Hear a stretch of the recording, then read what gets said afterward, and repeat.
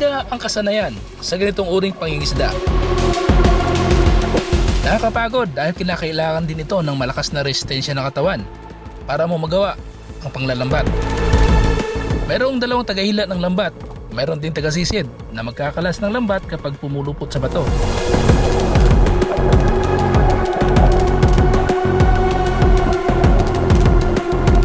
Sa aking muna'y pagbabalik sa lupang aking sinilangan, sinubukan ko muling manghuli ng isda gamit ang lambat na dati ko ring ginagawa.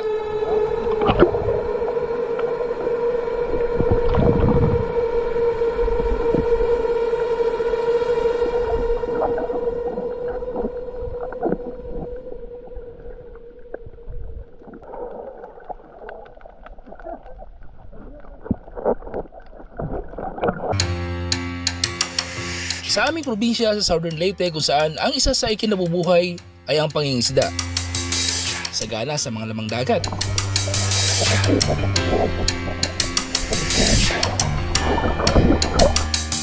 Sa lawak na mahigit 21,000 hektarya na isla ng Panaon, nakukuha dito ang iba't ibang uri ng yaman dagat. Mas kilala ito bilang Panaon Island. Isa sa mga libangan ng mga binata dito ay ang panglalambat. Sa aking muling pagbakasyon dito sa aming lupang kinagisnan, sinubukan ko ulit sumama manglambat kung saan ito rin ang lagi kong ginagawa simula nung ako'y nasa elementarya pa lamang. Dito sa lambat, kailangan malakas ang resistensya mo. Ang tawag namin sa ganitong pangingisda dito sa Panaon Island ay pamukot. Hango sa salitang Bisaya na pukot o sa Tagalog naman ay lambat. 6 kami magkakasama sa bangka, kaya naman 6 din kaming maghahati-hati sa mahuhuli naming isda.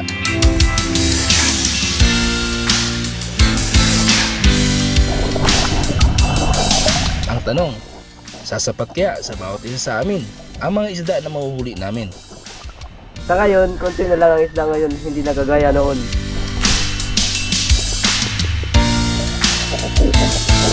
Kaya sinimula na namin ang first set ng panglalambat. Ang gagawin, ihuhulog ng 2 tao na nakasakay sa bangka ang lambat sa dagat. Ang 4 naman ay pupwesto sa di kalayuan sa mababaw na bahagi ng tubig. Naghihintay matapos ang paghulog ng lambat. Kapag tapos ng ihulog, ang 4 na tao na nakapwesto sa mababaw na bahagi ng tubig ay mag-uumpisang lalangoy papalapit sa lambat. Hampasin ng mga kamay ang tubig para magkaroon ng ingay at mabubulabog ang mga isda at tatakbo papunta sa lambat.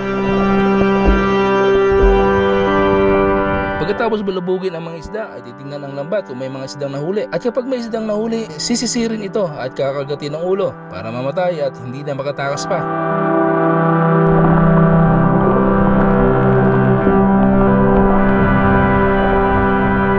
Pagkatapos ay hilain na ang lambat ng 2 tao na nasa bangka. Ibabalik ulit ito sa dating ayos. Ang bawat huling isda ay aalisin nila. Kapag natapos ng hatakin ng lambat ay uusog lang sa bandang unahan at doon ulit maghuhulog ng lambat para sa second set. Ganun pa rin ang proseso gaya ng sa unang set, paulit-ulit lang. Sinimula na ang second set, medyo okay para sa kanila ang dami ng isda, pero sa tingin ko kakaunti pa ito. May nahuling cuttlefish na titimbang sa mahigit 1 kilo.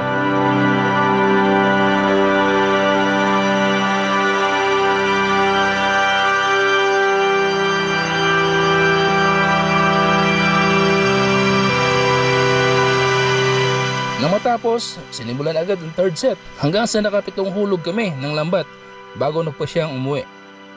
Sapat kaya ang dami ng huling isda para sa aming 6? Ang lahat ng isda ay hinati namin sa 8. Ang isang parte ay para sa arkilan ng bangka at ang isang parte naman ay para sa may-ari ng lambat. Ang bawat isa sa amin ay nakakuha ng 4 na pirasong isda.